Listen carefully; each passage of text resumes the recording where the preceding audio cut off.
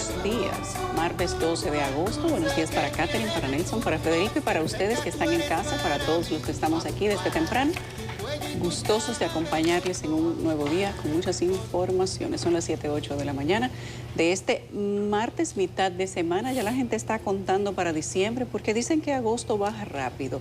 En 3 días será 15 y después que pase el 15, bueno, por ahí María se va. El tiempo va como un ferrocarril. El calor también. Empezó la temporada de huracanes, ya hay uno que empieza a avistarse. Dicen que se inició por África, pero que quién sabe hasta dónde podría llegar. Lo que ciertamente es más fácil de constatar es el calor que hay en República Dominicana. Es una cosa, digamos que anecdótica, la gente que toma sus precauciones. Antes nosotros teníamos un anuncio que era, sí, como bien light y se podía sumar a la frase cohete que Nelson y yo que acumulamos. Ropas frescas y muchos líquidos claros. Pues el cliché ha vuelto.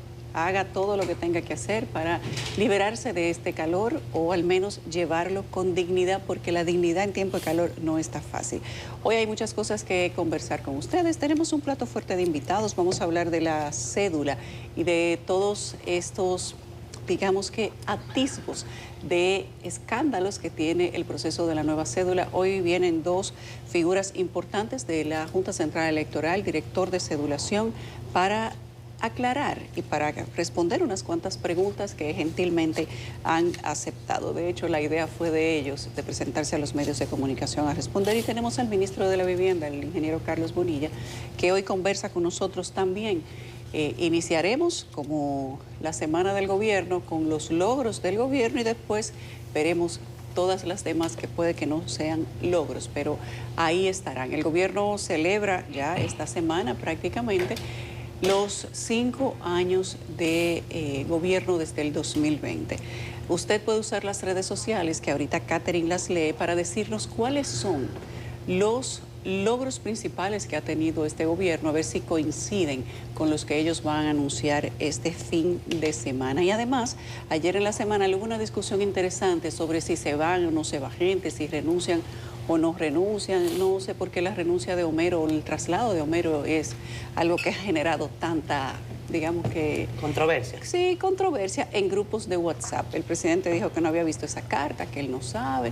Y hay, digamos que, una especie de apuestas por si se va o no se va el vocero de la presidencia, y la apuesta es más larga aún para determinar quién sería. De pocos gobiernos han tenido varios voceros en un mismo periodo, ya sea repetitivo pero de manera consecutiva.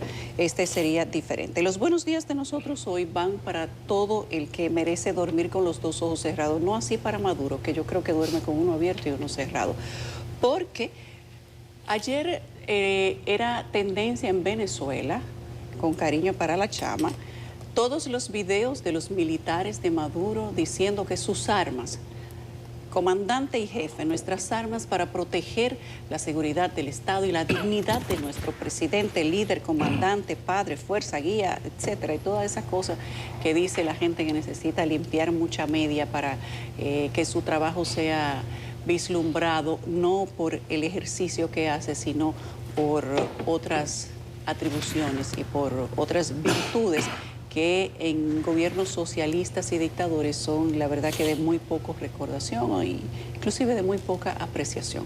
Esos 50 millones de dólares que ha puesto el gobierno de Estados Unidos y que la fiscal general el día de antes de ayer y ayer han ratificado diciendo que por ser el jefe del cártel más grande del mundo y que más toneladas de droga ha llevado a Estados Unidos, pues pareciera por todos los videos de ayer que aunque Maduro dice que él no está preocupado, que nunca ha estado preocupado y que Venezuela es un país seguro, pero seguro para él, pues yo diría que en vez de evidenciar más seguridad, particularmente pienso que es más inseguridad lo que evidencia. Pero bueno, veremos qué pasa. Hay una discusión interesante sobre la famosa cumbre de Alaska que se va a llevar a cabo con importantes presidentes y donde se habla de cuál puede ser el papel que se jugaría a propósito de la situación de Gaza e Israel y de Putin y el presidente Putin con el presidente Zelensky.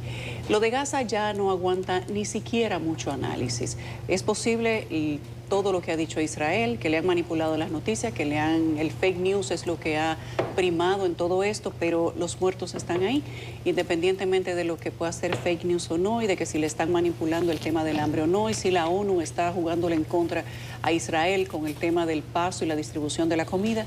Sin embargo, cuando el mundo se dedica solamente a contar los muertos y a ver la situación de hambruna por la que pasa esa sociedad, hay que encontrarle no solo culpables, sino que hay que encontrarle también soluciones. Hay 5 periodistas muertos.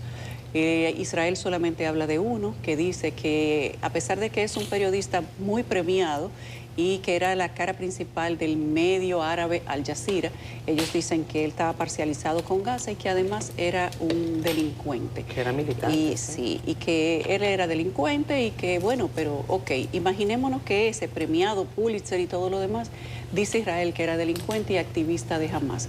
Y los otros 4, de esos otros 4 no se ha hablado. Inclusive, la prensa del mundo ha hablado poco de esas 4 bajas que ha tenido el periodismo allá y que lamentablemente murieron haciendo su trabajo. La guerra nunca tiene una cara bonita y siempre todos tratan de justificar lo que con una simple vista es injustificable.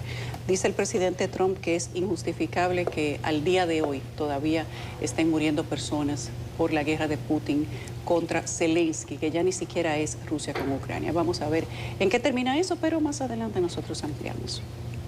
Buenos días, Yulisa. Buenos días, Catherine, Nelson. Buenos días, amigos que nos sintonizan, que nos escuchan hoy, 12 de agosto. Gracias al Señor por la oportunidad de este nuevo día y a ustedes por el privilegio de estar en sus hogares. Ciertamente muchas noticias en el plano internacional y esta reunión de Alaska, apenas de 72 horas faltan para ella. Lo que estamos viendo es cómo los europeos, von der Leyen et al, y como Zelensky consiguen una silla en una mesa que hasta ahora solamente tendrá 2 sillas. Aparentemente no quieren que se repita lo de Múnich, en el sentido de que se logre un acuerdo entre los presidente Trump y el presidente Putin que obligue por defecto a la aceptación del mismo, porque en definitiva, y esto es lo que demuestra, el financiamiento, la logística, la inteligencia, el armamento de esa guerra lo ha dado casi en su totalidad para poder sostener el esfuerzo bélico Estados Unidos, quien dice el presidente Trump que, cito, que habrá que ceder tierras. Ayer hubo una llamada de 1 hora entre Lula y Xi Jinping. Yo no sé cómo se entiende en 1 hora, imagino que debe ser 30 minutos porque la traducción se toma a la mitad, en el sentido de establecer nuevos canales de comunicación y nuevas extensiones y posibilidades de negocio entre el principal socio comercial, sobre todo que el principal comprador de soja de los Estados Unidos es China, y adivine qué, Brasil no va a poder vendérsela al mismo precio que antes porque va a tener que pagar un 50%. Así que aparentemente el presidente Lula estaba buscándole mercado a su cereal en detrimento evidentemente de los agricultores norteamericanos. El señor Maduro, o mejor dicho, perdón, el dictador Nicolás Maduro, refiriéndome, Yulisa, dijo ayer, cito, más temprano que tarde, la Guyana extiende la cita, el Esequibo será de nosotros. Recordemos que 160.000 kilómetros cuadrados de disputa con Guyana están ahí, y que las dictaduras cuando se sienten, tienen 100 años este pleito, y las dictaduras cuando se sienten amenazadas buscan un enemigo externo. Para más INRI está el caso de Argentina con las Malvinas. Pero con relación a la recompensa que ofrece el gobierno de los Estados Unidos que tú señalabas, por favor, producción, que ponga un meme que vi ayer. Acabo de revisar mi finanza y tengo que entregar a Maduro a más tardar el miércoles.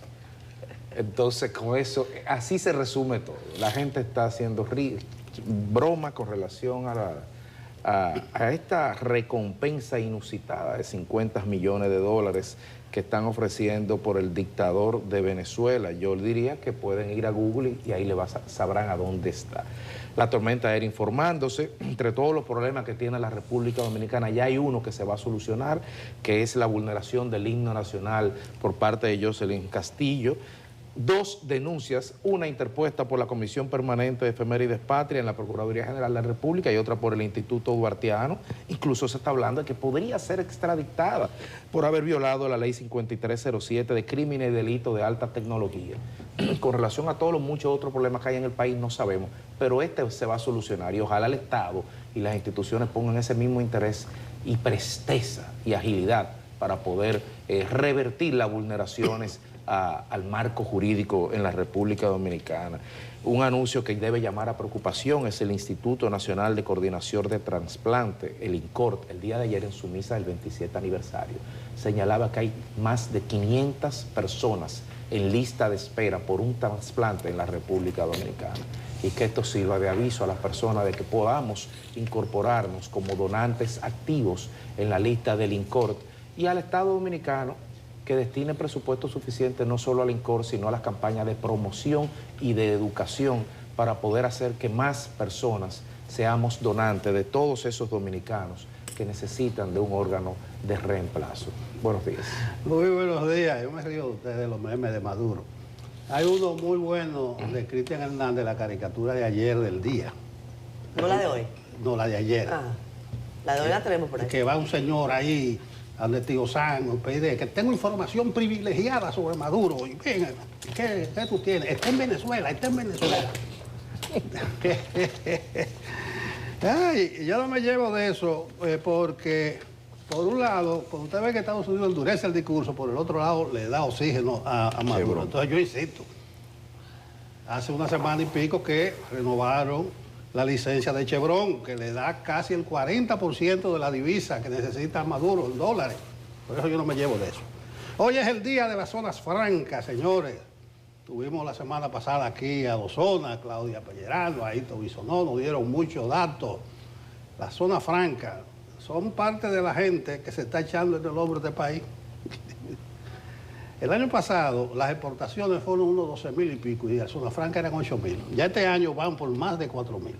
Generan casi 200.000 empleos las zonas francas. Presente en 28 de 32 provincias. Atención, atención a eso. Suscribo, Federico. Hay que apoyar, en este caso, a Efemérides Patria, al Instituto Duartiano, que ya depositaron sendas querellas contra la vagabundería esta y que del himno lésbico, que transgrede toda nuestra tradición, transgrede la Constitución de la República. Dice la Constitución en su artículo 30 que los símbolos nacionales son el himno, la bandera y el escudo. Y en el artículo 33 dice, el himno nacional es la composición musical de José Reyes con letra de Emilio Prudón y agrega, es único e invariable. Ahí nos dice que ninguna lesbiana puede ir. A propósito, que le hace muy mal servicio a la causa LGTB, le hace muy mala causa, la imagen que da eso. No, se han distanciado, me parece. No, han puesto distancia, nadie salió a apoyar eso. Entonces hay que apoyar eso, porque no es verdad que vamos a dejar que se crea que en este país nada es nada. Y ya relajando con nuestro símbolo patrio, aunque el Ministerio Público pudo actuar de oficio. Le tiene garra la ley para que el Ministerio Público actúe de oficio, ya sea Rosana, ya sea Jenny y Berenice, pero eso no se puede quedar de ese tamaño, lo que yo considero una afrenta.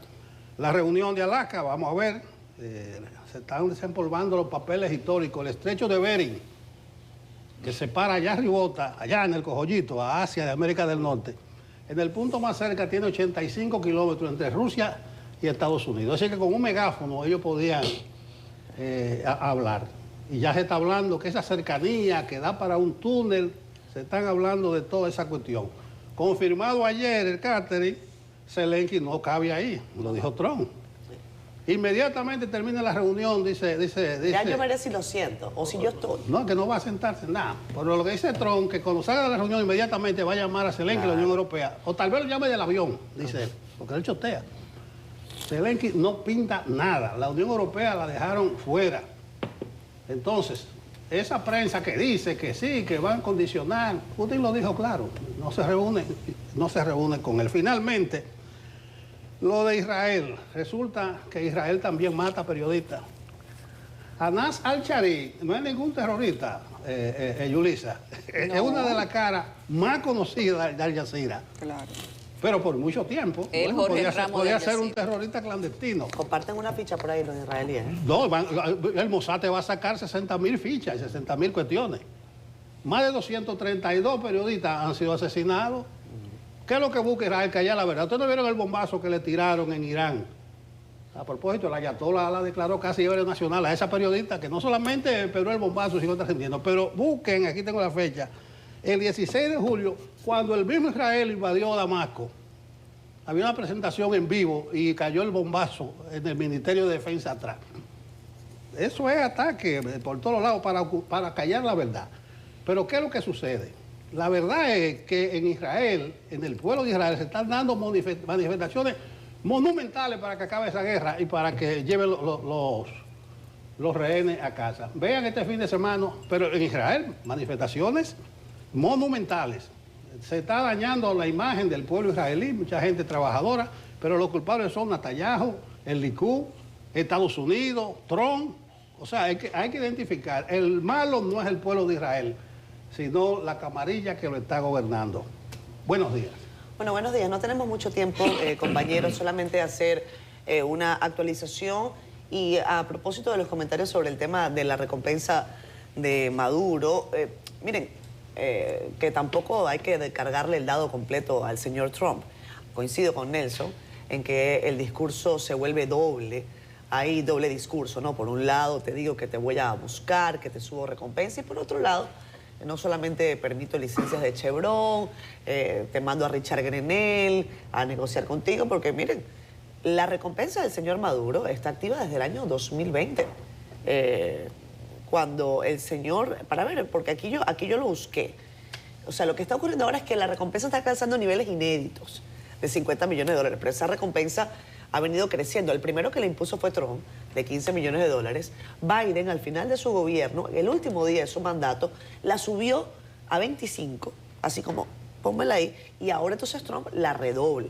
Eso es lo nuevo. Y, por supuesto, hay quienes se preguntan cómo es que usted habla de recompensa en voz de la procuradora de ese país y al mismo tiempo envía a sus emisarios a negociar directamente con Maduro en Miraflores. Pero nada, así están las cosas. En el ámbito europeo hay alerta. España arde desde anoche. Bueno, desde hace ya más de 48 horas, pero anoche se incrementaron las alarmas por el incendio, por los incendios que están asolando a toda España. La Agencia Meteorológica y la Agencia de Bomberos ha compartido una imagen para que ustedes vean el impacto que están teniendo estos incendios que están afectando a las provincias de Madrid, Cádiz, también Navarra, Extremadura, Comunidad Valenciana. Es ya una noticia confirmada. Hay una persona que ha fallecido específicamente en la localidad de Tres Cantos. Eso es a unos 30 minutos de Madrid.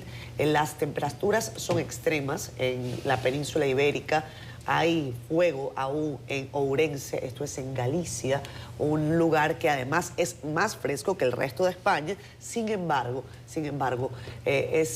la tierra es seca, esas condiciones climáticas le dan una característica especial a toda España, pero ahí se están refiriendo a este particular. Pedro Sánchez ya se ha referido, ha declarado alerta, emergencia, fase de preemergencia en situación operativa 1 del plan estatal ante los numerosos incendios que están activos en nuestro país. Nuestra solidaridad ya con los españoles que se encuentran enfrentando esta difícil situación. El calor en Santo Domingo está ya en 28 grados y son las 7:26 minutos de la mañana. Francisco creo que está listo ya, ¿cierto, Yulisa? Yes. Hola, ¿qué tal? Muy buenos días. Gracias a los amigos que están en sintonía a esta hora de la mañana en Despierta con CDN. Catherine, saludo a todo el equipo. Vamos de inmediato a colocar en pantalla las informaciones que trae el periódico de nuestra casa en su portada. Lo hacemos con el gobierno, quien manifestó que trabajará con tranquilidad la observación a la ley de residuos sólidos. En otra nota, solo el 16% de los adultos mayores de más de 65 años tienen pensión contributiva en el país. Esto de acuerdo al Banco Mundial y la Superintendencia de Pensiones. También ampliamos sobre la posición de Efemérides Patria, que presentó una querella formal en contra de una mujer a quien acusan de ultraje en contra del himno nacional. Y cerramos las principales de CDN en Colombia, donde se ha decretado 3 días de luto por la muerte del senador Miguel Uribe Turbay.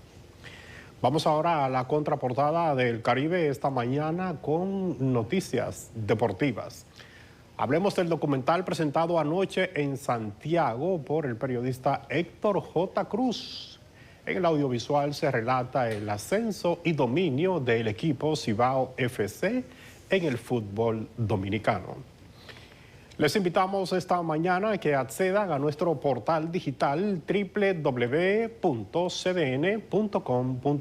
Aquí usted podrá conocer otras importantes informaciones como esta del presidente Luis Abinader y su respuesta a Leonel Fernández por la crítica a la economía dominicana. En otra información que ampliamos en CDN Digital, la dirigente del PLD, Soraima Cuello, denunció que el sistema educativo está deteriorado. Y cerramos en Haití, donde a 6 meses de la fecha límite para las elecciones, pues persiste la violencia y la inestabilidad. Todas estas informaciones pueden ser ampliadas con tan solo un clic en www.cdn.com.do. También recomendamos adquirir una edición impresa de nuestro periódico El Caribe. Es todo de nuestra parte, seguimos con más en Despierta. Bueno, muchos datos negativos sobre el clima de entrada. Calor, incendio, polvo del Sahara. Bueno, Jim Suriel nos trae el parte meteorológico para este martes. Muchísimas gracias, muy buenos días. Vamos ahora a conocer las informaciones meteorológicas para el territorio nacional y estaremos muy atentos a la evolución de esta onda tropical que ya avanza en aguas del Mar Caribe, moviéndose hacia el oeste. Es la número 24 de esta temporada y se acercará a nuestro país durante las próximas 24 horas. Este sistema atmosférico estará combinándose con los efectos de una vaguada para así incrementar la nubosidad desde esta tarde y provocar también algunas precipitaciones. Será mañana cuando el panorama meteorológico se torne más lluvioso en gran parte del territorio dominicano debido al tránsito de la onda tropical, la cual se moverá hacia Jamaica, pero dejará su nubosidad y sus remanentes sobre nuestro país. Y así se activarán los aguaceros de la vaguada, aumentando el potencial de inundaciones repentinas y crecidas de ríos y cañadas. Veremos todavía para el jueves cómo podrían permanecer estas precipitaciones también significativas en gran parte de nuestro país y por lo tanto podrían ocurrir descargas eléctricas y algunas ráfagas de viento. Vamos a estar muy atentos porque al este de las Antillas Menores está avanzando una tormenta. Es Erin, que podría ya durante las próximas 24 a 48 horas incrementar su intensidad hasta ser el primer huracán de esta temporada en el Atlántico Central. Lleva una trayectoria hacia el oeste y se espera que para el sábado se acerque al norte de las Antillas Menores, donde podría llegar como un poderoso huracán categoría 3. Así que vamos a estar muy atentos a la evolución y trayectoria de este sistema meteorológico y así anticipar esos efectos indirectos que podría dejar el fenómeno meteorológico en su tránsito al norte o noreste de la región del Caribe. Estas han sido las informaciones meteorológicas. Muchas gracias, Jim Suriel. A la pausa. Son las 7:36 minutos de la mañana. Ustedes gracias por continuar con nosotros. Leemos sus comentarios en Facebook Live tempranito. Allí hay mucha gente conectada, cosa que me encanta. Mira quién apareció. Mira qué bello ese sticker, Nelson. Mel Argüello. Querida Mel, un abrazo. Saludos para ti, querida amiga. Dice que está enviándonos 99 estrellitas. Gracias, Mel. Un abrazo para ti. Jacqueline Pérez está conectada también desde Atomayor. Mel está en los Países Bajos. ¿Cómo está el tema del calor por allá, Mel? Danos detalles, danos ideas sobre las temperaturas. Estamos preocupados por lo que ocurre en España. Hoy están ya reportando incendios por lo menos en 6 comunidades autónomas y hay ya, lamentablemente, una persona fallecida que recibió quemaduras prácticamente la totalidad de su cuerpo. Perdón. Frank Pérez Mota dice, no estoy de acuerdo. Mira, aquí está. Nosotros vamos a tener hoy, por cierto, a los, perdónenme, a los buenos amigos de la Junta Central Electoral para que nos orienten, nos den detalles sobre el tema de la nueva cédula. Hay toda una discusión. Por cierto, ayer el presidente se refirió a ese tema conforme avanza el proceso para el cambio del documento de identidad, del principal documento de identidad de los dominicanos, en general de los ciudadanos. Frank Pérez Mota dice que no estoy de acuerdo que la Junta Central Electoral quiera que uno vaya llenando un formulario con una serie de datos personales para la nueva cédula. Se presta para que se creen páginas falsas, para tomar datos y usarlos para fines fraudulentos. Dice, mi pregunta a sus invitados de hoy para la Junta. Qué bueno que están con nosotros y que además están escuchando. Gracias, señor Pérez. Genaro Álvarez Camacho está con nosotros desde Elizabeth, New Jersey. Dice, siempre con ustedes. Gracias. Dice, los hombres que le quitan la vida a niños y a mujeres son monstruos. Estamos de acuerdo, Genaro. Delio Samuel Marmolejos Frica nos manda buenos días. También Jocelyn Martínez nos manda buenos días. Comenta Jan Delins Altidor. Señora Catherine, es irrespeto que Estados Unidos lanzara recompensa para la captura de un presidente en función. Estoy de acuerdo con el gobierno de Trump. Entonces, ¿cómo es la cosa? ¿Usted está de acuerdo o no está de acuerdo? Como respeto, pero está de acuerdo. Él dice que es un irrespeto que se lance una captura. Son mensajes de captura internacional para un presidente en funciones, pero que él está de acuerdo con Trump. Yo estoy de acuerdo ¿Está de acuerdo con la otra? Estoy de acuerdo con él, es un irrespeto. Es un irrespeto, pero yo estoy de acuerdo con Trump. Porque no deja de ser injerencia. Ahora, Exacto. cuando es una persona como Maduro, cuando está Exacto. sindicado como un narcotraficante internacional, todos estamos de acuerdo. La tesis de Noriega le van a aplicar. Déjame meter la cuchara. La van a mejorar la tesis. Pero rápidamente, No, la cosa la es cierta. Sheinbaum, la de México, dice, aquí no tenemos ninguna ficha ni nada de Maduro, Ajá. donde operan todos esos carteles. No, pero son Dice, compañeros. ¿Qué va a decir? No, que Lo va a no, decir.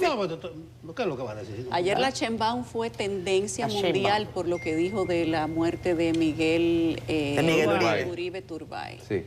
Dijo que un político menos Pero de eso- qué preocuparse en Colombia. Yo creo que por ahí no es el camino de la salida de Venezuela, pero sí, ese tema es sensible. Ay, Dios mío. No toque esa tecla. Por cierto, el que también está apesadumbrado y mucho es el presidente Uribe, que ustedes saben tiene prisión domiciliaria después de la sentencia que se le dictó y tuvo que ver por televisión esa misa en Capilla Ardiente de Miguel Uribe Turbay. Y uno de los comentarios que escribió ayer en su red social decía y hablaba de la hipocresía, refiriéndose a Juan Manuel Santos, que según Uribe le entregó el poder a los rebeldes, a los terroristas. Palabras del presidente Uribe. Nada, esa historia se sigue escribiendo, lamentable por demás lo que pasa en ese país. Alejandrina Bello, buenos días equipo favorito, gracias. Francisco Marte y Yulisa, tus análisis objetivos como siempre. Comenta, miren lo que dice Mel, saludos cordiales a mi querido equipo, Despierta con CDN, un fuerte abrazo apretado. Gracias querida Mel, un abrazo también para ti. Johnny Díaz, buenos días para todos. Comenta por acá, yo sé, creo que ya la había leído, Josefina Taveras, desde San Pedro, Miguel Leonardo Rodríguez Sánchez. Catherine, es inefable poder expresar, ay, cariño, yo también, qué lindo, gracias. Estuve viendo el programa Siendo Honestos, el domingo me vi compelido a pernoctar fuera de mi casa, o sea que lo tuviste que ver en diferido, no pasa nada. Miguel, muchísimas gracias por ese lindo mensaje en esta mañana. Yari Martínez, hoy el superministro Hito Bisonó estará por Santiago dando el primer paso para la creación de una nueva zona franca y está también conectado Hipólito Quirón, 7:41 minutos de la mañana. Más de 50 niños que quedaron en la orfandad tras la tragedia del Jet Set estarán recibiendo becas de estudio, capacitaciones, excursiones, visitas al cine y otras actividades educativas y recreativas durante 7 días en un campamento de verano organizado por el Consejo Nacional de Unidad por la Niñez, junto a la Fundación Visionando de Roma y el Club Rotario Santo Domingo, con el acompañamiento además de entidades gubernamentales como Supérate y CONANI. Los niños huérfanos tendrán un cuerpo de madres sustitutas, las cuales fueron seleccionadas mediante entrenamiento para el papel de madres sustitutas mientras dure el campamento. Asimismo, los niños cuyos familiares no pueden costear sus estudios serán becados por el Colegio Montessori Sonrisa Creativa hasta el 6º grado.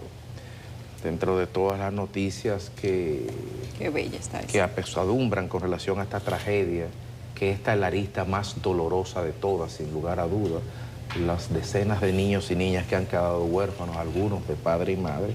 Esto es una noticia alentadora que insufla esperanza y que demuestra el espíritu solidario del pueblo dominicano. Y qué bueno que la sociedad civil, los sectores privados y las instituciones del Estado pueden coordinarse para tender esa mano amiga, si cabe la expresión como sucedáneo, aunque nada puede llenar esa falta. Mira, es la secuela de lo del Jet-Set. Eso se va a manifestar en múltiples aspectos. Aquí señalamos los niños huérfanos, pero si usted pone a hacer comparaciones, se va a dar cuenta que ha sido una tragedia que no será fácil de asimilar por la sociedad. Qué bien esta actividad con 50 niños que quedaron en la orfandad. Es una actividad de 7 días, becas, capacitaciones, excursiones, etcétera, etcétera. Hay que ver cómo, dentro de una política general de acompañamiento a los niños que quedaron huérfanos, a ver qué se hace. Me llamó la atención que el pasado día 8, en el cuarto mes, por lo menos en la parte de la misa que ofició Rogelio, había muy pocos familiares de las víctimas. Directo o indirecto, muy poco, muy poco. No sé qué pasó ahí, pero me dice una persona muy documentada que está entre los afectados que las transacciones económicas se están multiplicando.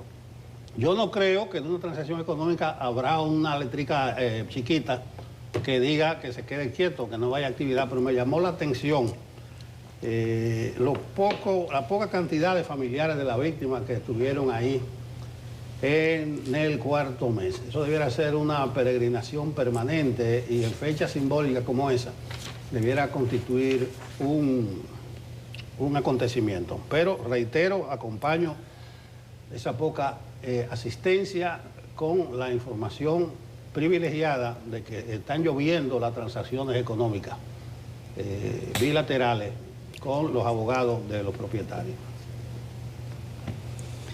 Bueno, esta es la cara más dura de todos los fallecidos del Jet-Set, los niños huérfanos, las familias que quedaron desprotegidas, los padres que eran en muchos de los casos sostenidos no solo económicamente, sino emocionalmente también por sus hijos que quedaron ahí. Ayer veíamos hay tantas historias conmovedoras alrededor de la caída del Jet-Set que uno trata una y cuando va a la siguiente y luego a la siguiente, uno siente como que la suerte lo ha acompañado durante todos los días. Dicen algunos, bueno, salir a la calle también es un riesgo. Bueno, no darle mantenimiento a sus instalaciones es un riesgo mayor, no solo para usted, sino para los que están dentro de su localidad. Y de una manera increíble, a pesar de que estos niños quedaron huérfanos por una operación que pudo preverse, hoy esos niños, como ustedes lo han escuchado ahí, que estos niños son más de 136, si no me equivoco. Esos niños hoy no tienen quien les pague el colegio. Algunas familias han aceptado 3 pesitos sin tal vez tomar en consideración que esos 3 pesos no le va a permitir a esos niños huérfanos siquiera llegar al 6º grado pagando colegio. Pero eso es lo que ha traído la situación. En otras ocasiones quizás las consecuencias habrían sido diferentes, pero eso fue lo que trajo lamentablemente la desgracia del Jet-Set. Vamos a ver esto replicarse muchas veces, niños sin colegio, niños que no tienen a dónde ir, niños que la familia no pueden sostenerlos, porque no todos los niños trajeron un fideicomiso debajo del brazo, con la mayoría de los que estuvo debajo del Jet-Set. Lo que trajeron muchos fue ignorancia, falta de cuidado, falta de seguro, falta de colegio y una atención que en muchos de los casos quedó para que ahora las instituciones del Estado que tienen que ver con niñez y con infancia decidan a quién o sobre quién van a recaer. Sobre todo, hay familias donde hay 3 y 4 niños y no tienen un familiar que pueda quedarse con todos. O sea que todavía el drama de esos niños no es solamente quedar huérfanos, es que muchos de ellos ni siquiera van a poder quedar junto con sus hermanos. Esa es una tragedia que no se murió y no quedó solamente con el derrumbe, que se va a ir desarrollando año tras año en la medida que esos niños tengan que vivir las consecuencias de lo que pasó ese día sin el respaldo ni social ni económico de quienes fueron sus responsables. Pero esto es República Dominicana, donde la justicia es como una serpiente que solamente muerde para los pobres. ¿Cómo pasa? Seguimos aquí en Despierta con CDN con muestra de conocimiento no solamente para el público general, sino para los más de 8.4 millones de dominicanos que tienen su cédula de identidad y electoral vencida el día de hoy. La Junta Central Electoral se encuentra inmerso en un proceso de renovación del documento de identidad que se está haciendo bajo el amparo de un proceso de licitación pública internacional. Como es natural, un proceso de esta naturaleza ha suscitado inquietudes, dudas, que ameritan la aclaración por parte del órgano rector en este caso, y al respecto está con nosotros el doctor Américo Rodríguez, director nacional de cedulación de la Junta Central Electoral, y el doctor Johnny Rivera, director de informática de la Junta Central Electoral, y estaremos viendo a grandes rasgos cómo va el proceso de cedulación. Buenos días. Buenos días. Buenos días.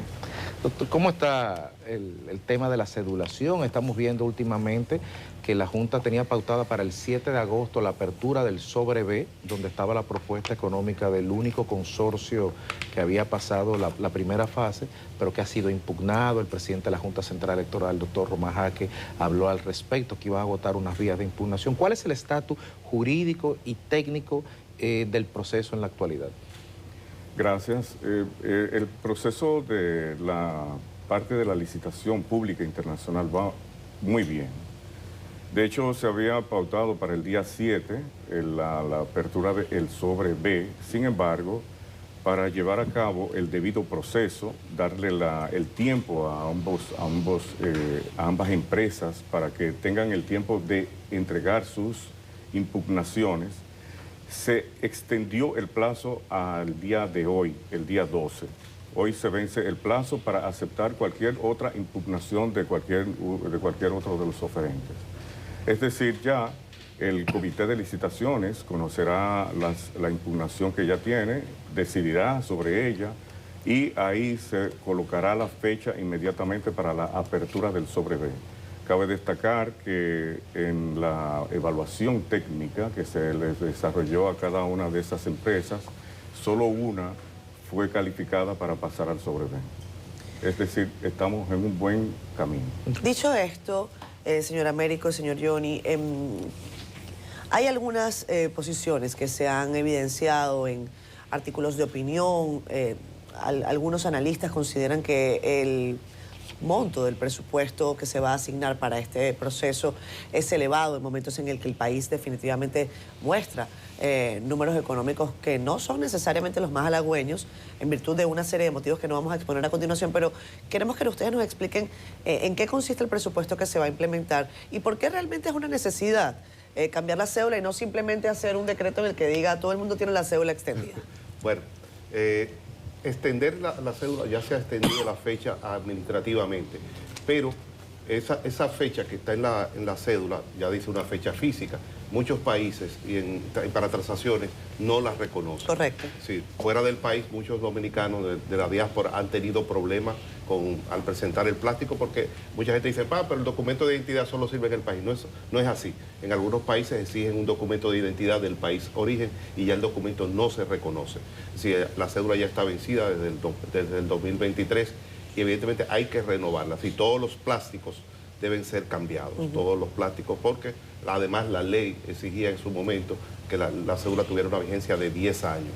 Esa es la parte administrativa. Ahora, tecnológicamente, sabemos que ya es una cédula que es fácil de falsificar. Es decir, muchos de nosotros hemos oído las personas que han tenido problemas, que se acercan a un banco, aparecen con una deuda por una suplantación, un terreno que lo han traspasado con una cédula falsa. Nosotros mismos hemos estado, la Junta Central Electoral, desbaratando laboratorios clandestinos dedicados a la falsificación de la cédula. Si la tecnología en el 2014 era una tecnología de solo gobierno, solo se vendía a gobierno esa tecnología, pero ya es una tecnología que usted entra a cualquier sistema de venta en línea, Amazon, y usted consigue aparatos que le permiten imprimir plásticos similares al de la cédula. ¿Sí? Y la cédula es simplemente blanquear el plástico e imprimirle, porque es una impresión que se hace con una impresora común y corriente. Es decir, que la seguridad jurídica del país, el vencimiento de la cédula, obliga a que se haga un cambio, sobre todo los cambios tecnológicos. Sí, dos preguntas. Sí. Lo primero es el presupuesto. No sé dónde había leído yo que eran 2.000 millones inicialmente, y después eso saltó a 6.000, no sé si desde el principio era así. ¿Y de dónde va a aparecer ese dinero? Segunda pregunta, ustedes la escucharon, un televidente capcioso dijo que ustedes disponen de un formulario, me parece actualmente, que tiene que dar unos datos y que eso se presta. Bueno, ustedes oyeron la pregunta. Sí. El dinero y el manejo de ese formulario previo. Sí, sobre el dinero, recuérdense que esto tiene una sustitución del plástico, equipos de impresión y la parte operativa. No, yo digo de dónde va a aparecer el dinero. Bueno, no, lo que les hablo del costo, es decir, el costo de los 6.000 millones no solamente es la parte tecnológica y el plástico, es toda la parte operativa. Si nosotros vamos a sacar cédulas de 9.4 millones de cedulados, incluyendo el exterior. Es decir, cuando se hablan de los 6 billones, no todo es tecnología, no todo es equipo, sino que ahí está todo el aparataje humano y de movilidad para generar el plástico, generar la cédula. Sobre el formulario, siempre que se pide una información, la gente dice, ¿qué van a hacer con eso? ¿Para qué sirve?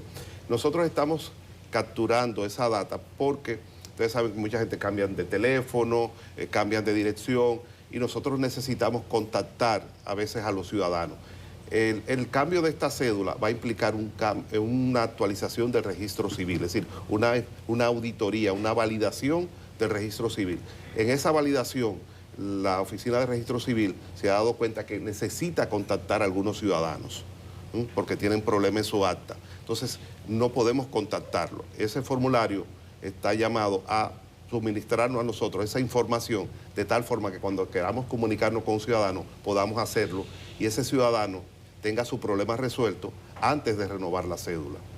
Yo llené el formulario ayer antes de recibirlos a ustedes justamente para ver si el formulario funciona. Realmente funciona, aunque tiene muy pocos datos. Y hay que hacer la aclaración de que le pide 3 números de la parte de atrás de la cédula, pero no te dice cuáles son los 3 números. Y la cédula por atrás tiene como 17 números. O sea que si lo pueden poner en la página nos hacen la vida más fácil. Tiene un signo de interrogación, sí, para... Como pregunta, tanto para Johnny como para Américo, ¿de qué manera el proyecto de la nueva cédula puede auditar el registro civil y el padrón electoral en momentos en que todo lo que se habla respecto a documentos de identidad es la falsificación? Parte de ello es varios trabajos que nosotros aquí hemos hecho, donde aquí hay personas, ciudadanos extranjeros, no nacidos en República Dominicana, que tienen nombre y número de cédula actualizado y tú los consultas en la Junta de Central Electoral y te aparecen. Y ellos no pasaron por un registro civil o no pasaron por ningún tipo de proceso donde se les pudiera asignar legalmente un número de cédula. Bueno, eso es parte de la auditoría que se está haciendo. Nosotros hicimos un choque entre el maestro de cedulado y el maestro de registro civil para identificar aquellos cedulados que en su momento sacaron una cédula sin acta de nacimiento. Recuérdense que el acta de nacimiento, el registro civil, no era parte de la Junta Central Electoral.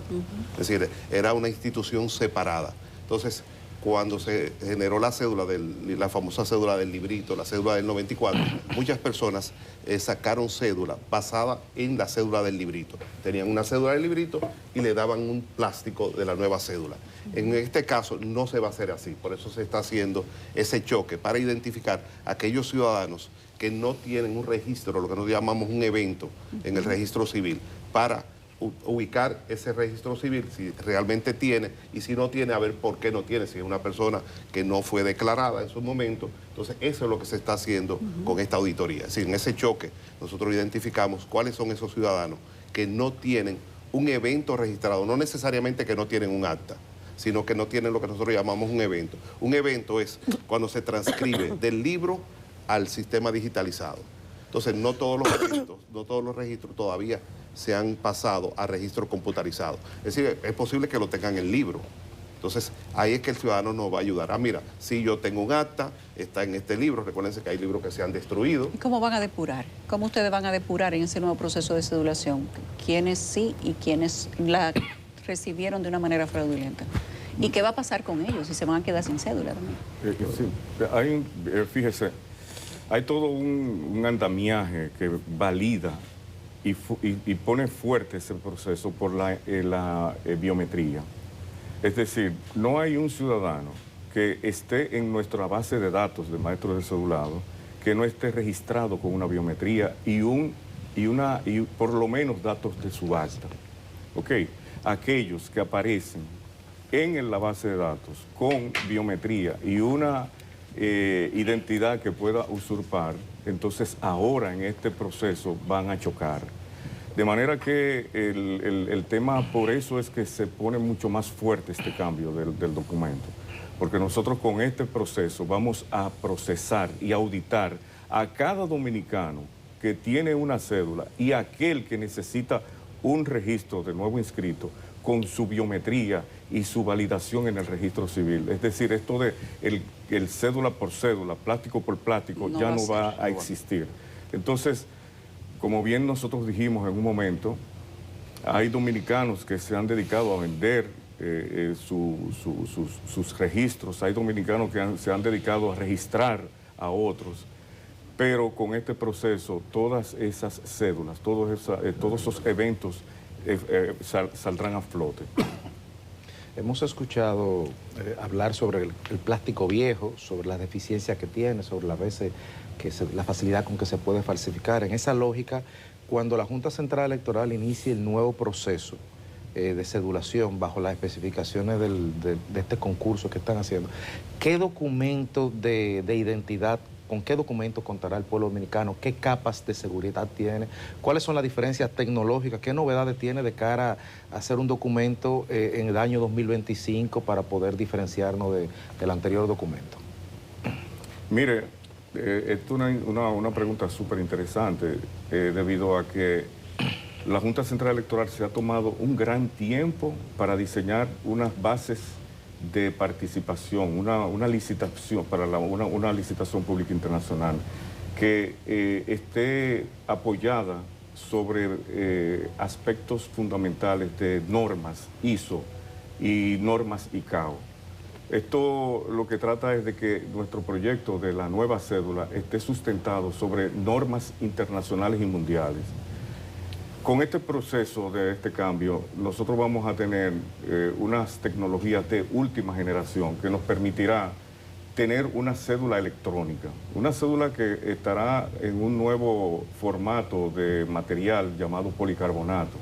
Contará con un chip electrónico criptográfico, donde en él se almacenarán informaciones tales como una firma digital, un certificado de viaje, y algunas otras informaciones propias del ciudadano, el cual va a estar cerrado tanto al inicio como al final con claves criptográficas.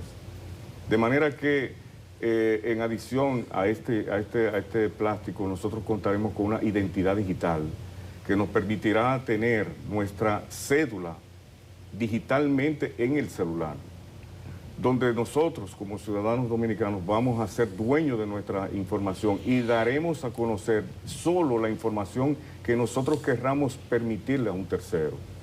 Pero más aún, ahí nosotros tendremos informaciones que no necesariamente están impresas en el plástico, tales como si soy alérgico a un medicamento, si estoy dispuesto a donar órganos, entre otras informaciones que nosotros vamos a poder colocar, no necesariamente impresas en el plástico, porque la ley 2023 nos dice cuáles informaciones debe de tener en el plástico.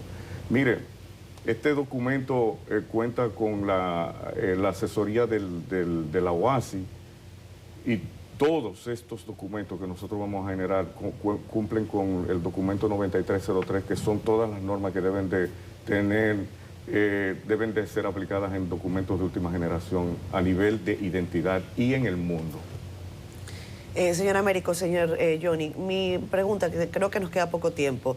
Ustedes hablan de una serie de datos que van a estar contenidos en lo que va a recoger la nueva cédula. Por ejemplo, trazabilidad de viaje, el tema de alergias, o sea, algo del asunto médico, ficha médica.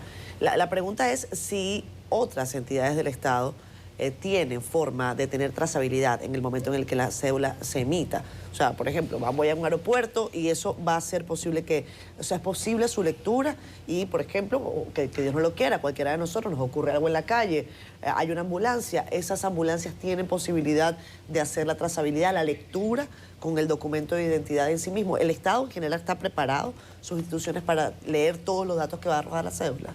Mire, el documento va a tener un chip, Sí. ¿verdad? Donde va a tener informaciones públicas e informaciones privadas. Sí. Estas informaciones públicas van a tener una llave pública, por supuesto, que podrá un tercero leer algunas de esas informaciones públicas sin necesidad de autorización del ciudadano. Sí. Ejemplo, si una persona tiene una situación con un agente vamos a decir, policial o de tránsito, Sí.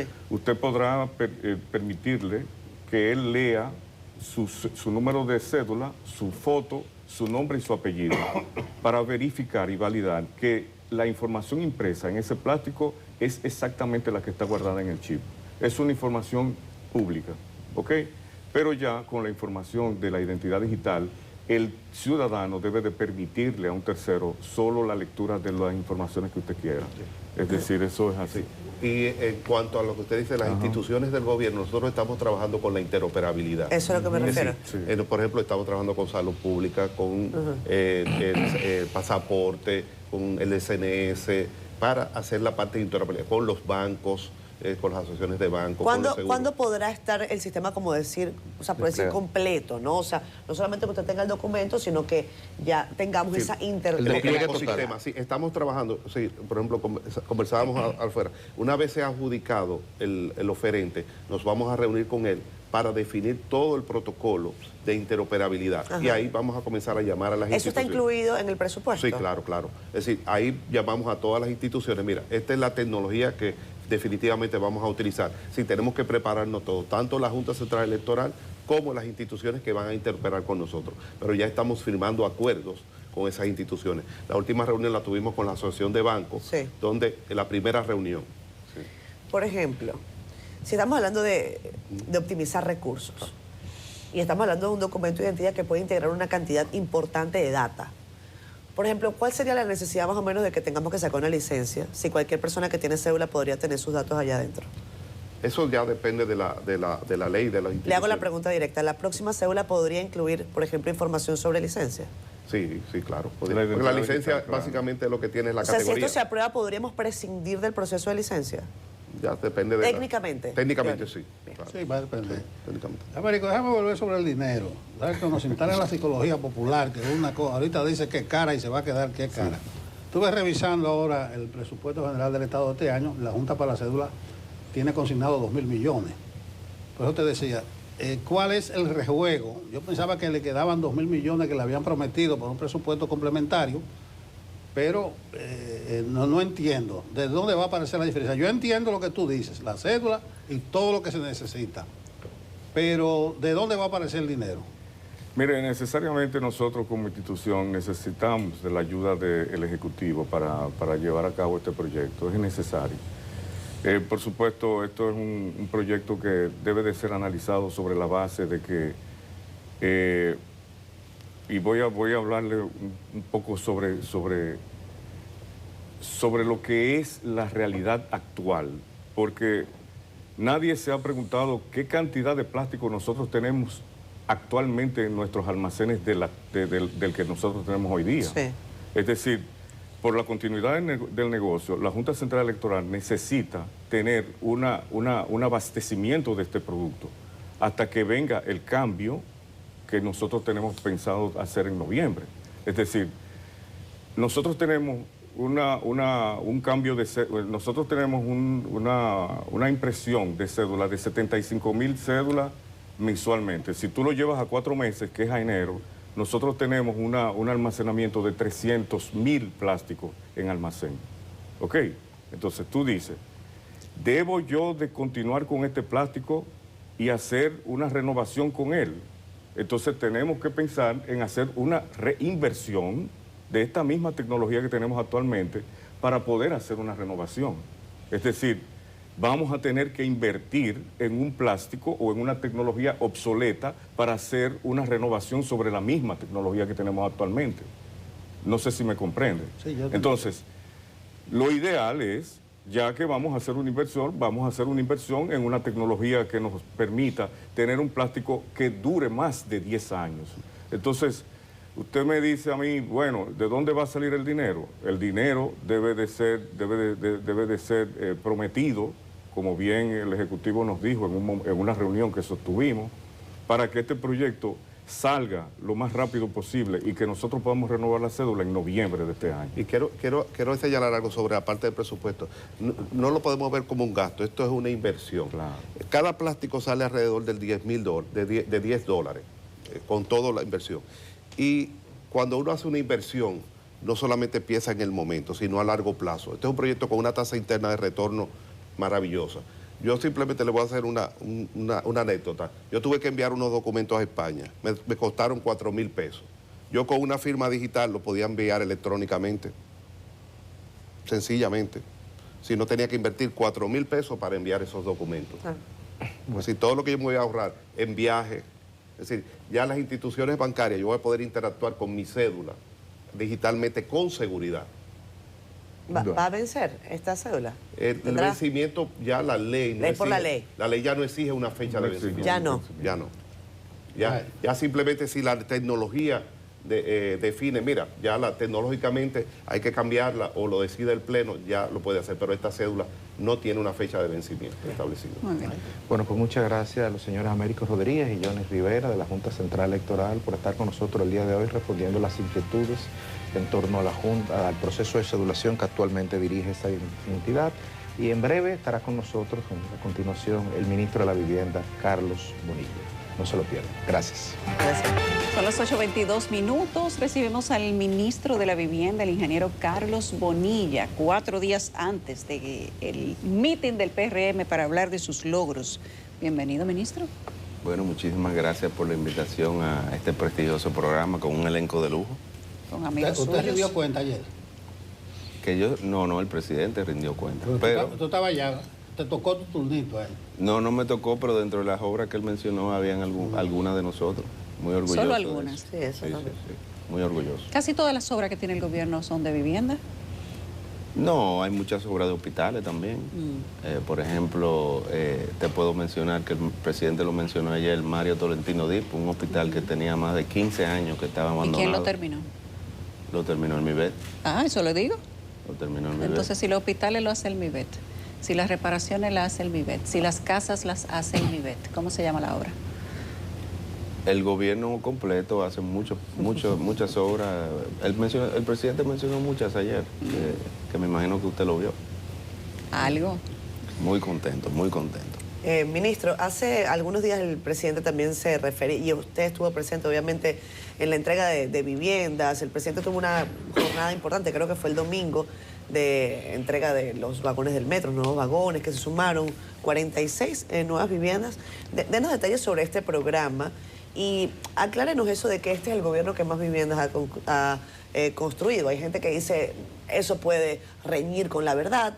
Denos usted el detalle de por qué.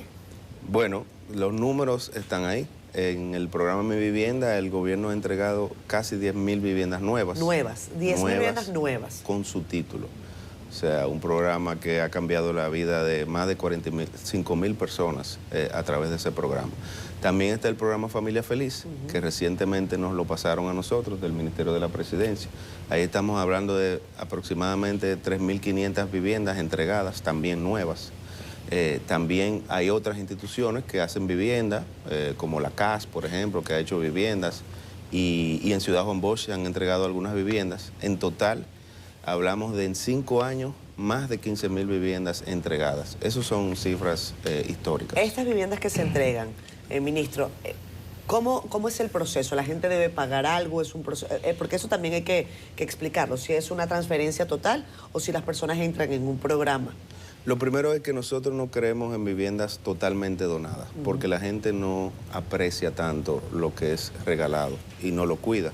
Vemos ejemplos de México, donde donaban 100% las viviendas en algunas ciudades, y esos proyectos están fantasmas, porque la gente se volvía y se mudaba para donde estaba.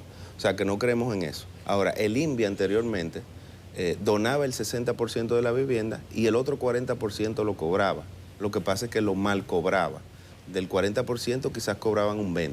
Okay. Nosotros lo que hicimos es transferir eso al banco, y el banco cobra ese 40%.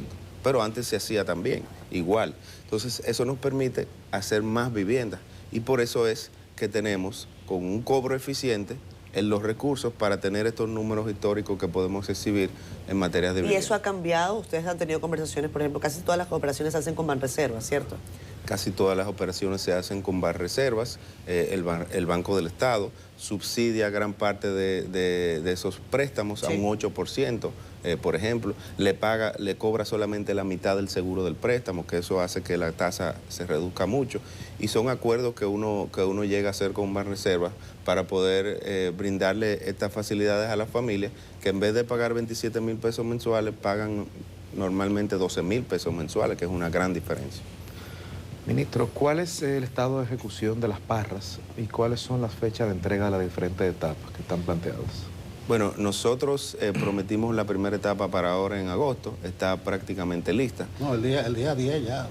Estamos... Está sobregirado usted, pues. ¿Cómo estamos hoy? A 12. Está sobregirado. En agosto, denme unos días. No, usted fue que dijo taxativamente el día de agosto, es un amigo mío. Pero ¿cómo va a ser? Sí. Abinader dijo ayer que no entrega obra inconclusa. Exactamente. No solo inconclusas, sino operativas. Nosotros tenemos que ponernos de acuerdo con la dirección de prisiones para que el día que entreguemos esas obras, ya al otro día se pueda empezar a recibir privados de libertad. ¿Y de dónde salió la fecha del 10 de agosto? Bueno, estábamos coordinando, no sé en realidad la fecha del 10 de agosto, pero sí en agosto. Nosotros, la cárcel está lista, la primera parte. Es simplemente coordinar con la parte de operaciones para que el personal esté bien entrenado, para que los privados de libertad puedan acceder al... El término inmobiliario e infraestructura está terminado. Y equipado. Y equipado. Y equipado.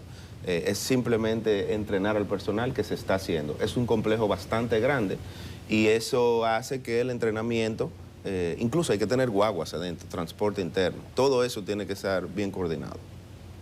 Ministro, el costo de rehabilitar las parras, una cárcel que se pretende que sea supernumeraria, pero además no solamente en privados de libertad, sino también en cientos de millones de pesos que se invirtieron en esa cárcel.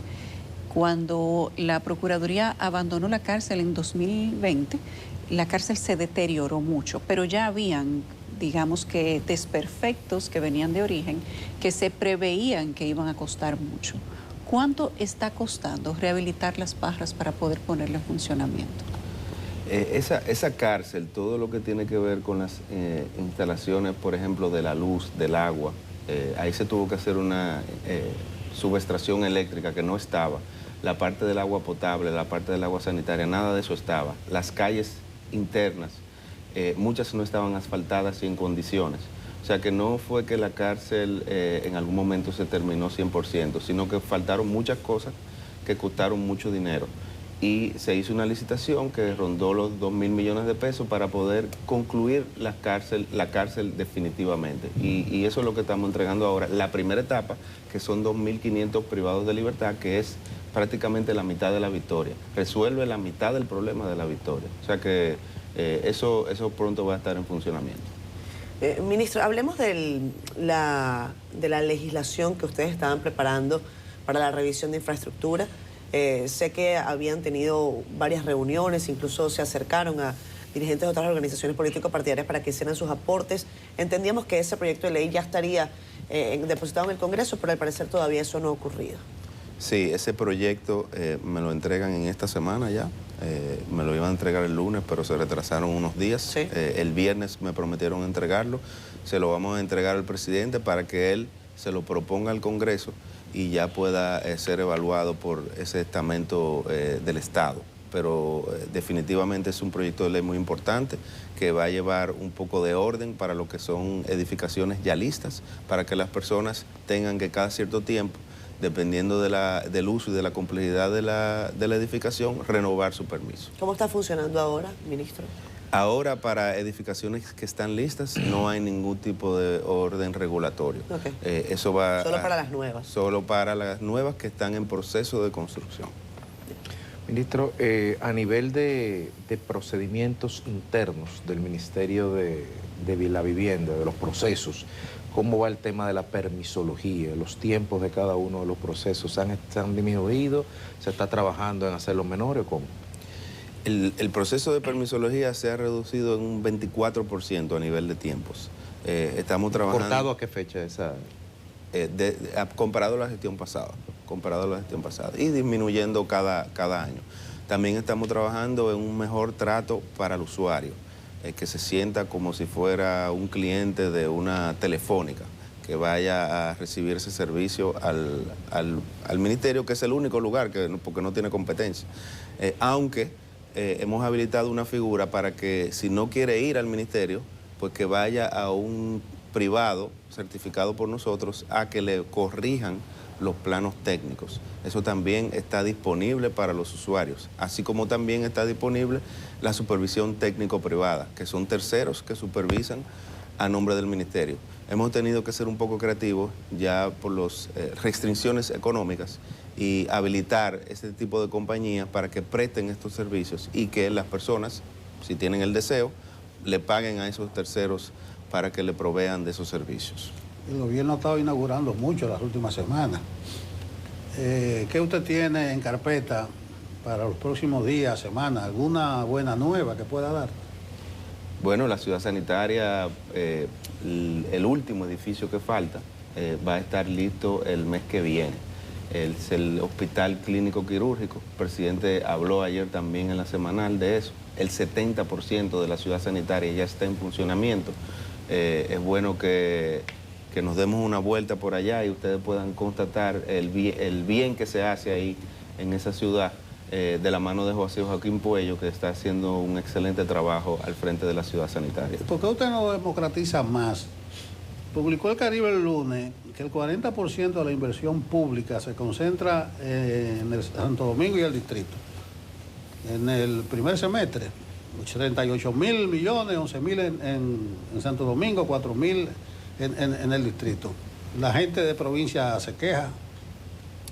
Hay una dicotomía ahí, porque la gente de la capital se queja de los santiagueros, que todo se va para Santiago, que el monorriel. Nosotros producimos lo que tenemos, ¿eh? Bueno, cuidado. No, tengo mucho cuidado, y más aquí. Es un terreno minado. Minado. Sí, yo estoy consciente, pero los capitaleños no quejamos de que se va todo para Santiago, que cuando que nos van a dar... Por ejemplo, el sur, ahora que se habla de relanzamiento, Pedernales como destino, hay obras que dependan del MIBET.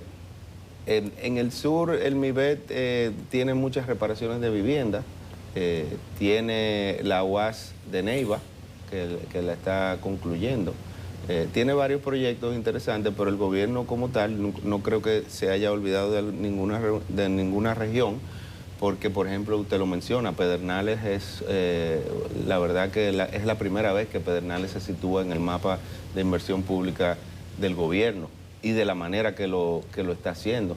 Pero también está la carretera de Baní, que va a ser inaugurada próximamente, esa circunvalación. O sea que yo creo que el gobierno ha podido repartir, pero sin lugar a dudas, Santiago le ha tocado lo que se merecía por muchos años, que había sido olvidada, y este gobierno la ha recordado. Ministro, el 16 de agosto próximo, el gobierno y el partido del PRM van a hablar de sus logros de los primeros 5 años. Probablemente usted tenga un acápite ahí, o quizá ya mandó sus datos. Debe de estar ya en proceso, pero si tuviéramos que hablar de cuáles son los principales logros del MIBET en estos primeros 5 años, cosas que la gente podrá recordar hacia el futuro porque hicieron una diferencia, ¿cuáles serán esas cosas? Empezando por las viviendas, cifras históricas, reparaciones de vivienda, más de 50.000 reparaciones a nivel nacional, cifras que no se pueden comparar con ningún otro gobierno. Puesta en funcionamiento de más de casi 700 camas hospitalarias. Te puedo mencionar el Mario Tolentino Dip, el Hospital Padre Villini, el hospital de Verón, el hospital nuevo traumatológico de Higüey, el hospital de Esperanza, el hospital de Jarabacoa, el hospital de Sajoma, muchos hospitales que el MIBET ha puesto en funcionamiento, pues es también un gran logro. Las extensiones de la UASE que hemos entregado en tiempos récord, la de Baní, la de Asua, la de Atomayor, pronto viene la de Cotuí también.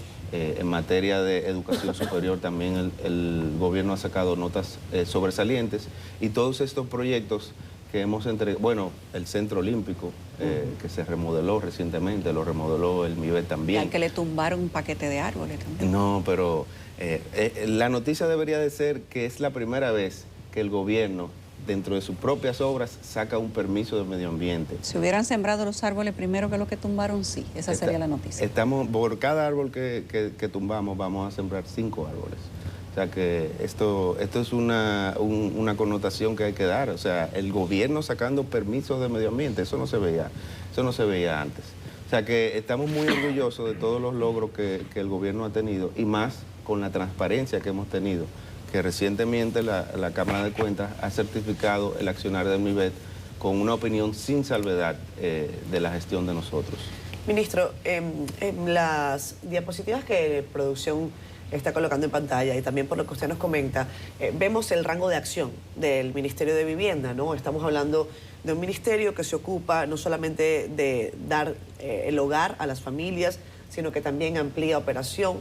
Ustedes asumieron toda la operación de la Oficina de Supervisión de Obras del Estado, de la llamada OISOE, que es una entidad de triste recordación.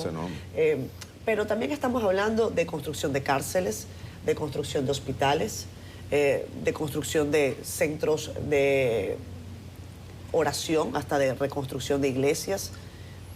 En la dinámica de comprender cómo funciona el Estado por dentro, uno podría pensar que, por ejemplo, obras públicas ha quedado nada más para carreteras.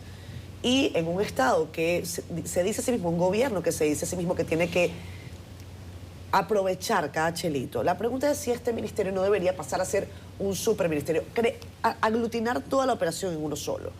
Vivienda, obras públicas, porque a fin de cuentas Vivienda está haciendo obras públicas, Vivienda está haciendo hospitales, Vivienda está haciendo iglesias, Vivienda está haciendo cárceles. Y obras públicas, entonces lo tenemos rezagado para ámbito de construcción de vialidad, entre otros temas. Pero ¿cómo lo ve Carlos Bonilla después de 5 años comprendiendo el gobierno y el funcionamiento del Estado por dentro? Lo que pasa es que vivienda y edificaciones, todo lo que es en materia de edificaciones, que es una rama de la ingeniería, pues se maneja a través del Ministerio de la Vivienda. Y todos sus procesos, todos sus ingenieros son especialistas en edificaciones. Que un presupuesto de una edificación y un presupuesto de una carretera son totalmente divorciados, diferentes. Sí. Se manejan diferentes, se ubican diferentes, se fiscalizan de una manera diferente. Pero no podría ser esto un solo ministerio, Carlos. Lo que pasa es que tendría que tener 2 alas dentro del ministerio, claro, porque no fueran procesos eficientes, porque son como 2 ramas de la medicina. Okay. Entonces, para que funcione de una manera más efectiva, pues se ha separado de esa manera por especialidades. Y yo creo que ha sido una decisión acertada, porque ahí están los resultados del Ministerio de la Vivienda. Cortado al mes de agosto, ¿cuál es el estatus de la ejecución presupuestaria del ministerio? Sobre todo porque el gobierno recibe críticas de que es lento en la inversión de gasto del capital. Y a lo interno del ministerio, ya como su capacidad de respuesta de recursos humanos, ¿qué certificaciones, qué procesos se han hecho para mejorar las dinámicas de servicio? Estamos hablando de que el Ministerio de la Vivienda ronda más de un 70% de la ejecución del presupuesto que le fue asignado al principio del año. Mucho más que el tiempo que lleva el año. Y normalmente al final del año, por la naturaleza, se aceleran también las inversiones. O sea que estamos muy por encima de nuestra capacidad de ejecución incluso. Si nos ponen más dinero en el reformulado, podemos invertir más. Y así hay varias instituciones que llevan ese orden. Siempre ejecutamos nuestro presupuesto, ahí están los datos de cada año. Y en cuanto a la otra pregunta, siempre estamos mejorando constantemente para ofrecer un mejor servicio y para capacitar nuestro personal. tanto en la parte de permisología para atender a las personas, como en el mismo ministerio como tal. Trabajamos de la mano del MAP y siempre cumplimos con nuestros indicadores en ese sentido. Catherine, en la lista de cosas que hace el ministerio, agrega las instalaciones deportivas. Sí, sí. Vamos a hablar de los Juegos Centroamericanos del Caribe, yo lo veo algo ahí. Usted quiso orillar el tema, pero se sintió culpable cuando Yulisa mencionó árboles y se quedó ahí. Lo coarté. Sí. ¿Cómo va? Pues yo lo veo como negro a veces. Monegro, excelente trabajo que está haciendo al frente de estos Juegos. ¿Qué usted tiene a cargo y si va a estar todo a tiempo? No solo que va a estar a tiempo, va a estar con mucho tiempo de antelación. Ya de los 14 pabellones que tenemos el compromiso de entregar, van 2 entregados. Este año vamos a entregar más de la mitad.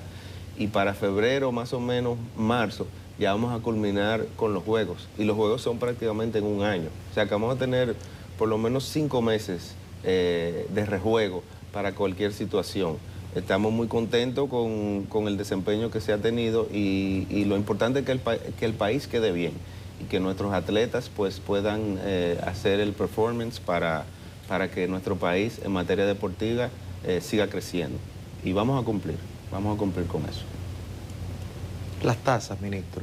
Algunos se han quejado de, no en sentido del ministerio, sino de otras instituciones, de muchas instituciones del Estado que se están, como si fuera una reforma fiscal diferida, el incremento de las tasas por servicio. ¿Cuál es el estatus actual de las tasas en el Ministerio de Vivienda? ¿Compensan el costeo de los procesos que cada tasa lleva inferido o se plantea un incremento de la misma o tiene una indexación anual? Muy buena pregunta. Las tasas hay que subirlas. 6,000 pesos por una licencia de construcción, no importa si sea una casa o un hotel, una casa, perdón, o un hotel de lujo de muchos millones de dólares. O sea, eso no puede ser. Ah, ¿no está referida al presupuesto? No está referida al presupuesto, es un pago único y es una operación que hay que subsidiarla. Y no puede ser que todas las operaciones del Estado haya que subsidiarlas porque no es un Estado eficiente. Además, en gran parte, esas construcciones se hacen para hacer negocios y para hacer dinero y eso se puede pagar perfectamente. Pagar 500,000 pesos por una tasa de un proyecto millonario, pues yo no lo veo como una situación que vaya a quebrar a nadie. ¿Cuáles son las prácticas internacionales al respecto? En función del presupuesto, en función de la magnitud de la obra. Y hay que recordar, y yo tengo que decirlo, yo soy del sector y yo estoy dispuesto a pagar esos aumentos que estamos sugiriendo porque se necesita para mejorar la operación. No puede ser que un ingeniero estructuralista gane 50,000 pesos y tenga la responsabilidad de revisar unos planos de un proyecto millonario, solo ganando tan poco. La verdad que tenemos que ser un poco más conscientes y entender también desde dentro del Estado qué debemos hacer para mejorar como país y para mejorar el funcionamiento del aparato gubernamental. ¿Y usted que ha identificado eso, cómo se cambia, Carlos? ¿Qué tiene que pasar y qué van a hacer? Porque ya la crítica está allí. ¿Cómo que ustedes están en el gobierno, cómo lo cambian? Pagando mejores sueldos. Hay que pagar mejores sueldos a los servidores públicos para atraer talento del sector privado y que puedan dar lo mejor por su país. Es muy soñador pensar que la gente va a venir a trabajar al Estado ganando muy poco y pudiendo tener un trabajo en el sector privado. Los talentos se van para donde le pagan mejor porque la gente tiene familia, la gente tiene hijos, la gente tiene sueños, la gente quiere un carro, una casa. ¿Esa ha sido una dificultad del ministerio en estos 5 años? 100%, ha sido la mayor dificultad. La mayoría de gente que está trabajando en el ministerio trabaja por compromiso con el gobierno y por compromiso conmigo, porque de alguna manera u otra nos conocemos del sector privado y quisieron darle estos 4 años al país y es un gran honor, la verdad, pero no todo el mundo tiene las mismas posibilidades. Entonces, para que las cosas se mantengan en el tiempo, el Estado Dominicano debe mejorar su sueldo para atraer mejor personas y así ser más eficientes. Ministro Bonilla, hay una conversación recurrente respecto de las obras y de las torres, construcciones públicas y privadas que no tienen la protección necesaria como en otros países para que la gente pueda continuar caminando por las calles y las aceras. Esa misma discusión implica que si tiene que participar el MIBET, si debe de participar la alcaldía o las alcaldías, pero mientras eso se sigue discutiendo y siendo conversaciones tercerizadas, la gente se sigue quejando de que cada vez que hay una construcción de edificio, de casa, de torre o de alguna obra gubernamental, no hay la protección en la calle y ni siquiera se respeta el perímetro de la acera, ni se pone nada sobre el techo de la acera, como se hace, por ejemplo, en ciudades como Nueva York, que tú puedes continuar caminando mientras la obra se está haciendo de una manera paralela. ¿Cuál es la verdadera responsabilidad tanto del MIBET como de las alcaldías para encontrar la forma de reglamentar la participación de las obras sin impedir el paso peatonal en las calles? Es una responsabilidad conjunta, porque los espacios públicos son regulados por las alcaldías y la parte constructiva es regulado por el MIBET. Lo que tú dices es cierto, en muchas ciudades del mundo hay mucho más regulaciones. Nosotros para poder poner una multa o una sanción debemos de pasar por el Congreso, no podemos hacerlo a motus propio. En la nueva ley que vamos a presentar, que hablé de eso anteriormente, pues hay una parte que tiene que ver con las nuevas sanciones y las nuevas multas que podemos poner, y esa precisamente es una parte de esa ley. Poder tener más garras para tener elementos coercitivos de motivar a las personas para que hagan ese tipo de cosas y cumplan con las regulaciones y los reglamentos de nosotros. Ministro, usted ha mencionado 2 veces que es del sector, pero el sector de construcción es uno de los que está de capa caída, vamos a decirlo así, sin ánimo de exagerar. Ya se comenzó a discutir el presupuesto general del Estado para el 26. Ya incluso el Consejo de Gobierno hizo una primera reunión. ¿Cuáles son las perspectivas de que eso cambie para el año próximo? Sí, recordar que generalmente en el mundo hay un tema de inflación, hay un tema de tasas de interés, o sea, el mundo económicamente está complejo.